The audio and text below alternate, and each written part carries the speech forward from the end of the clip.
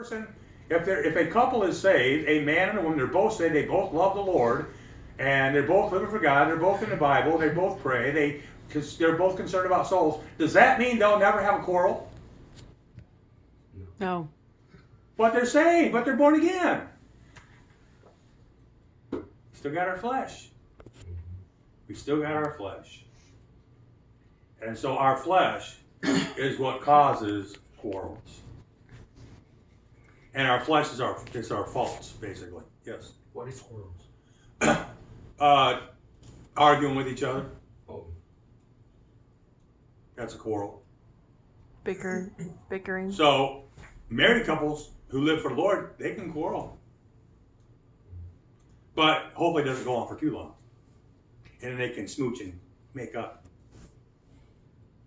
Like, not your anger. Let not the sun go down around Yeah. on your wrath. Yeah, that's it. So he says, even as Christ forgave you, so also do ye. Hey, look. If Christ can forgive me of my faults,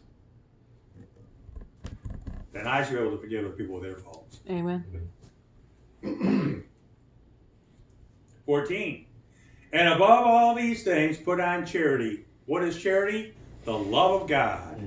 Mm-hmm. The love of God helps us to overlook people's faults. Mm-hmm. The love of God helps us to love the unlovable. And so, in other words, what can help us to have charity for people in our church? Remember, charity is the love of God for everything. For people in our church, so we love each other, to love our family members who basically are against us. What helps us to put on charity for these people? Praying for them. Praying for them. We should be praying for each other in this church. Mm-hmm. We should be praying for our relatives that they get saved. Mm-hmm. Or that God helps them to, in areas so they realize God is real. That's charity, which is the bond of perfectness. In Jesus, when he was said, be ye perfect even as your Father in heaven is perfect, do you know what the context of that is? Love. He just got you saying, love your enemies. There's charity. So that, it doesn't mean be perfect and not have any faults. To be perfect in love. That is charity. Now, we should be perfect with not sinning.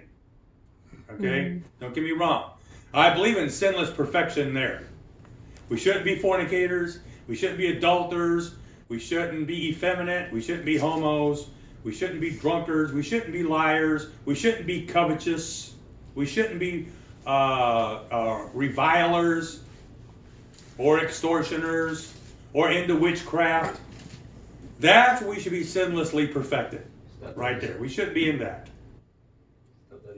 But we'll never be faultless. See, a lot of people, I think, when they I don't even know how they think about this, but there is no way a person can be faultless perfection. There's no way. And maybe they don't understand the difference between sins and faults. Yeah, a lot of them don't. Okay? If they don't understand that, that can cause a lot of confusion if you don't know the difference between faults and sins. And as Christians, we are sinlessly perfection. We are free from sin. Amen. But we are not free from fault. We just keep working on them things. Verse 15, and let the peace of God rule in your hearts. How do you let the peace of God rule in your hearts? In other words, don't do anything that God doesn't give you peace over.